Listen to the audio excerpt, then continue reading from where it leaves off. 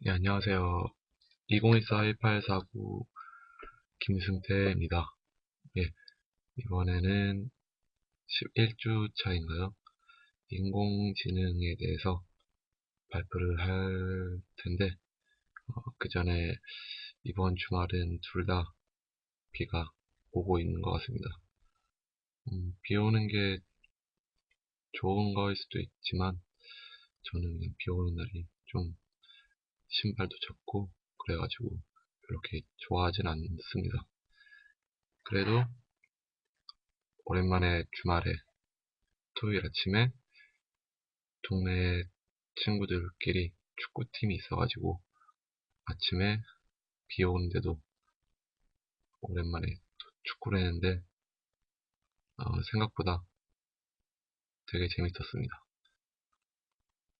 비 오는 날 축구하는 거는 그래도 정말 덥지도 않고 그렇게 막 되게 힘들지도 않고 재밌게 할 수 있어서 되게 좋았습니다. 결국 이기긴 했는데 그래도 원래 팀이 조금씩 성장하고 있어가지고 저도 요즘 되게 바쁜 생활에 못 나왔다가 나가니까 그냥 사람들이 되게 오랜만이라고 해서 미안하기도 하고 좀 더 최대한 나갈 수 있으면 나가는 게 좋겠다라는 생각이 되게 들었습니다. 아, 그리고 이번 주말에는 그래도 좀 쉬는 겸 해가지고 집에 많이 있었고 또 이렇게 인공지능 발표를 하려고 또 열심히 조사하고 발표를 하려고 하고 있습니다. 네, 이제 인공지능 11주차에 대해서 발표를 시작하겠습니다. 네, 먼저 인공지능이란 요약하면은 인간의 학습 능력과 추론 능력, 그리고 지각 능력, 자연 언어의 이해 능력 등을 컴퓨터 프로그램으로 실현한 기술입니다. 인간의 지능으로 할 수 있는 사고, 학습, 자기 개발 등 그런 것을 컴퓨터가 할 수 있도록 하는 방법을 연구하는 컴퓨터 공학 및 정보 기술의 한 분야로서 컴퓨터가 인간의 지능적인 행동을 모방할 수 있도록 하는 것을 인공지능이라고 말하고 있습니다. 또한 그 인공지능은 그 자체로 존재하는 것이 아니라 컴퓨터 과학의 다른 분야와 직간접적으로 많은 관련을 맺고 있습니다. 특히 현대에는 정보기술의 여러 분야에서 인공지능적 요소를 도입하여 그 분야의 문제풀이에 활용하려는 시도가 매우 활발하게 이루어지고 있습니다. 어, 여러 가지가 있는데 먼저 첫 번째 자연 언어 처리 분야가 있는데 거기서는 이미 자동 번역과 같은 시스템을 실용하며 특히 연구가 더 진행되면 사람이 컴퓨터와 대화하며 정보를 교환할 수 있게 되므로 컴퓨터 사용에 혁신적인 변화가 오게 될 것이라고 합니다. 그리고 전문가 시스템 분야에서는 컴퓨터가 현재 인간이 하고 있는 여러 가지 전문적인 작업들, 의사의 진단, 아니면 뭐 광물의 매장량 평가, 아니면 화합물의 구조 추정을 대신할 수 있도록 하는 것입니다. 여러 분야 가운데서도 가장 일찍 발전한 게 이 전문가 시스템 분야입니다. 그리고 컴퓨터가 TV 카메라를 통해 잡은 영상을 분석해서 그것이 무엇인지를 알아내거나 사람의 목소리를 듣고 그것을 문장으로 변환하는 것 등의 일은 매우 복잡하며 인공지능적인 이론의 도입 없이는 불가능합니다. 이러한 영상 및 음성 인식은 문자 인식, 로봇 공학 등의 핵심적인 기술입니다. 이론 증명은 수학적인 정리를 이미 알려진 사실로부터 논리적으로 추론하여 증명하는 과정으로서 인공지능의 여러 가지 분야에서 사용되는 필수적인 기술이며 그 자체로도 많은 가치를 지니고 있습니다. 신경망은 비교적 근래에 등장한 것으로 수학적 논리가 아닌 인간의 두뇌를 모방하여 수많은 간단한 처리기들의 네트워크로 구성된 신경망 구조를 상정하는 것입니다. 이렇게 해서 인공지능의 기본적인 개념에 대해서 설명을 드렸습니다. 그 다음에는 인공지능을 활용하는 것입니다. 네, 지금 보이는 것처럼 지금 골프 하는 모습을 인공지능 기술을 이용해서 자세를 분석하고 판단하는 그런 상황입니다. 이런 기술이 발달되고 하면은 남들이 없어도 그냥 인공지능 컴퓨터만 있으면은 그곳에서 혼자서도 인공지능이 알아서 다 측정해주고 어떻게 자세를 바꿔야 한다 이런 것도 다 알려주기 때문에 이런 인공지능을 활용한 방법이 있습니다. 저는 솔직히 골프보다는 축구에 더 관심이 있어가지고 축구 같은 것도 이런 인공지능 기술이 있으면은 괜찮다고 생각을 하고 있고 축구에 대한 것도 있을 텐데 사진으로선 안 나와서 뭔가 좀 아쉬운 그런 것도 있었습니다.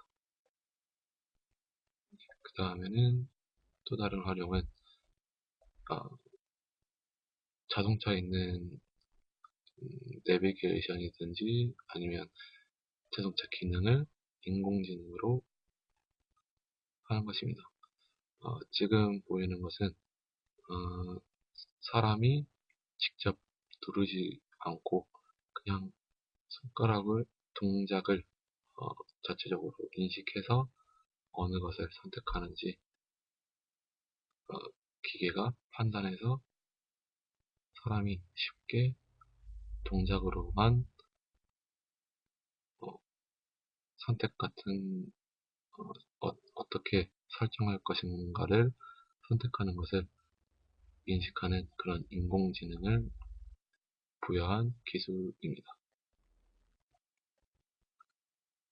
그 다음에는 제가 또 좋아하는 또 탁구입니다.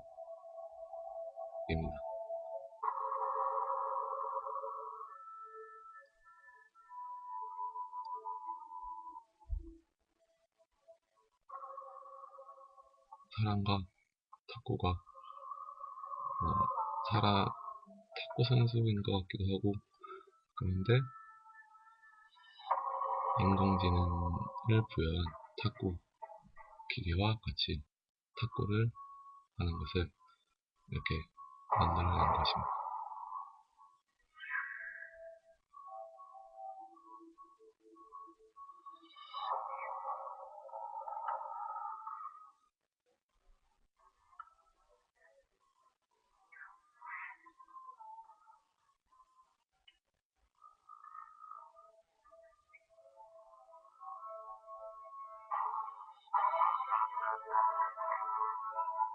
첫 판은 기계가 이겼습니다.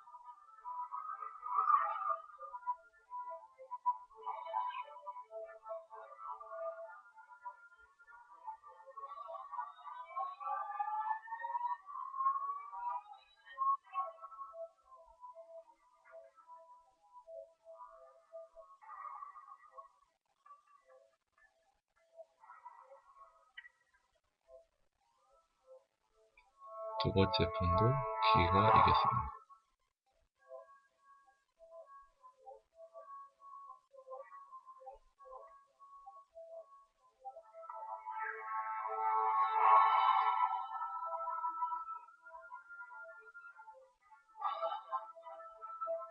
세 번째 판도 기계가 이겼습니다.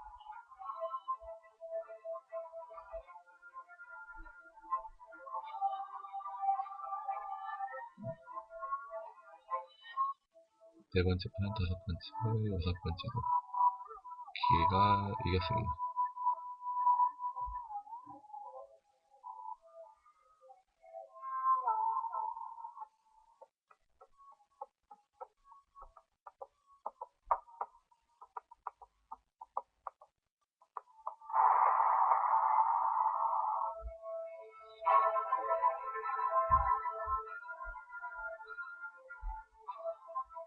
네트를 이용해서 사람이 겨우 한 점을 얻었습니다.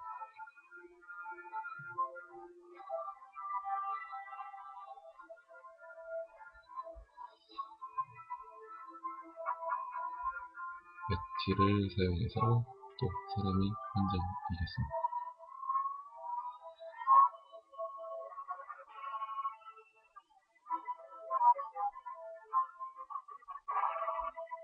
또 엣지를 이용해서 사람이 이기고 있습니다.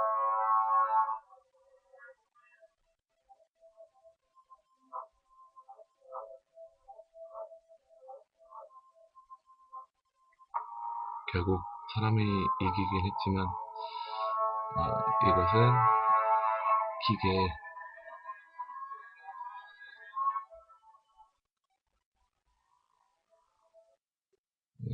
기계의 한계를 이용해서 사람이 역시 결국 이긴다는 그런 영상인 것 같습니다. 아무리 인공지능이라도 아까 봤듯이 기계는 그런 상태의 기계는 한정적인 길이가 있고 운동 범위가 한정적이기 때문에 그것을 이용해서 사람이 이기는 그런 모습을 영상으로 담아낸 것 같습니다.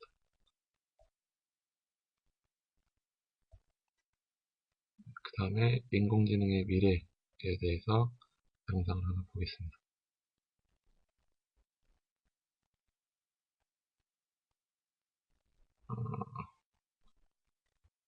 원래 테스트하는데 이게 인공지능의 미래에 대한 그런 영상이었는데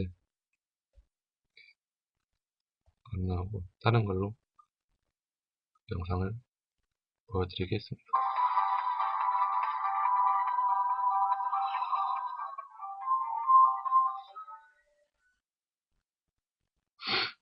중세 유럽의 예언가 노스트라다무스 아시죠? 1999년 지구 종말설을 예언했는데요. 2012년 지구 멸망설에 이르기까지 지금까지 인류는 크고 작은 인류 멸망 시나리오를 접해왔었습니다. 그리고 이번에는 천재 물리학자인 스티븐 호킹 박사가 인공지능 기술 발전이 이 인류 생존에 아주 중대한 위협이 될 수 있다고 경고를 하고 나서서 세계 일곱 또 한 번 집중되고 있습니다. 이번 경고는 정말로 맞아 떨어질까요? 뉴스지에서 확인해 보시죠. The development of low artificial intelligence could spell the end of the human race. 스티븐 호킹 박사가 인공지능 기술 발전의 위험성을 수위 높게 경고하고 나섰습니다. 물론 인류 멸망 가능성을 제기하는 그의 주장은 이번이 처음은 아닙니다. 2006년 그는 갑작스러운 온난화나 핵전쟁, 유전공학 바이러스 등의 재난으로 인류가 멸종될 위험성이 점점 커지고 있다고 이야기한 바 있죠.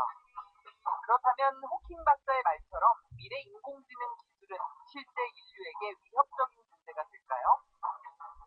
현재 인간만이 가능할 것이라고 여겼던 영역에 로봇과 인공지능이 활용되고 있습니다.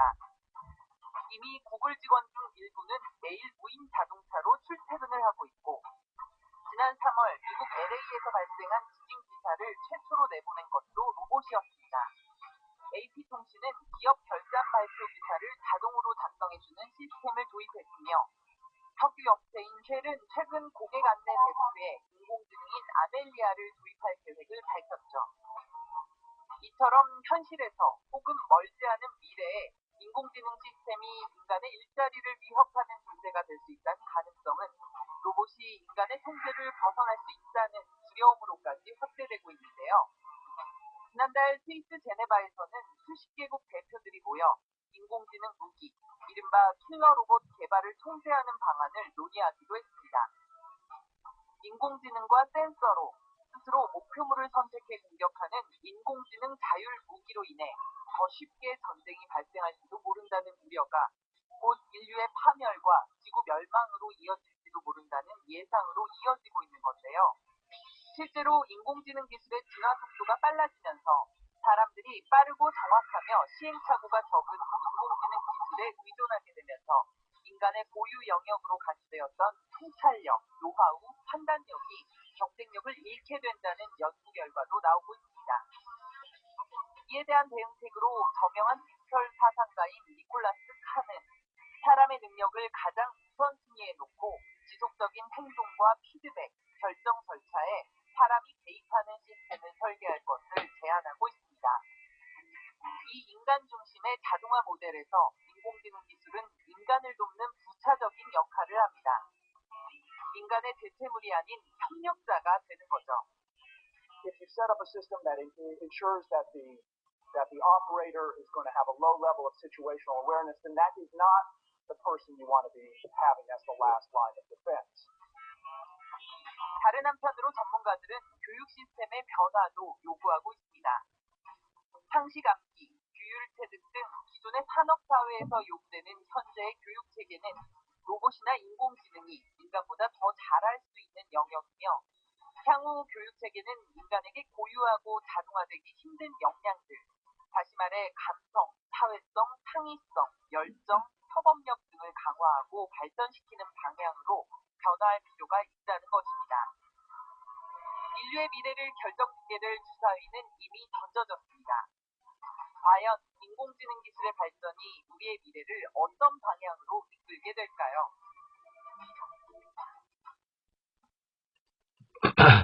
예, 이 동영상에서는 인공지능의 미래에 대해서 부정적인 그런 결과가 인류에게 나타날 수 있다라고 하는 영상이기도 합니다. 예를 들어 진짜 영화로만 알려졌던 터미네이터처럼 정말 인공지능 로봇이 사람의 통제를 벗어난다면은 로봇들이 진짜로 터미네이터 같이 인류를 위협하는 그런 존재가 될 수 있다는 그런 상황을 스티븐 호킹 박사도 우려하고 있고, 그리고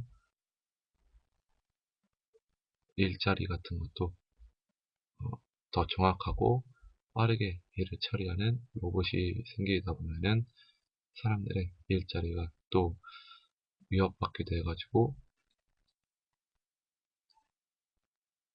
뭔가 더 빈부격차가 심해지지 않을까라는 그런 우려도 말해주는 그런 영상이었습니다.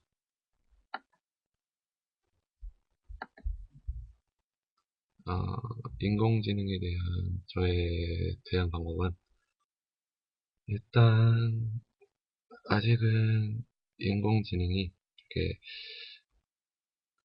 컴퓨터 사용되고 있긴 하지만 그렇다고 완전히 전문적인 지식을 가지고 있는 인공지능들이 사용화가 안 되었기 때문에 너무 그렇게 급하게 생각할 필요 없이 어떤 생각으로 해야지 기계를 이길 수 있을지, 아니면 기계의 한계를 생각해서 그거에 대한 또 저만의 강구하는 뭔가 해결책 같은 거를 항상 생각해야 된다고 생각하고 있습니다. 인공지능이 나오면은 정말 인간의 삶이 편해지고, 그리고 좀 더 쾌적한 상황이 될 수도 있긴 하지만 그만큼 또 사람들에게 부정적인 효과를 줄 거라고 저는 생각하고 있고 믿고 있습니다. 그렇기 때문에 인공지능을 오히려 이용해봐도 그거에 대해서 좀 더 괜찮지 않을까라는 생각이 들고 있습니다. 어떻게 해가지고 인공지능을 자기의 생각이 있는 그런 인공지능 기술 개발을 또 만들어내가지고 그런 식으로 또 발전하다 보면은 일자리를 위협받을 일도 없고 그리고 그 인공지능을 통제할 수 있는 그런 능력도 생기기 때문에 아무렇게나 그냥 가만히 인공지능이 잘 발전하고 있구나라고 하는 것보다는 좀 더 지금 핫한 또 기술이기 때문에 이거 인공지능에 대해서도 한번 관심 있게 항상 눈여겨봐야 된다고 생각하고 있습니다. 이렇게 해서 11주차 인공지능에 대해서 발표를 해봤습니다. 정말 인공지능은 있어야 하긴 하지만 그렇다고 너무 과하게 욕심을 부려서는 안 될 것 같은 그런 느낌이 드는 그런 자료 조사였습니다. 마냥 편한다고 사용하기보다는 정말 필요한 상황에만 쓰면 더 좋지 않을까라는 생각도 들고 있습니다. 이렇게 해서 인공지능 발표를 하게 된 2024-1849 김승태였습니다. 감사합니다.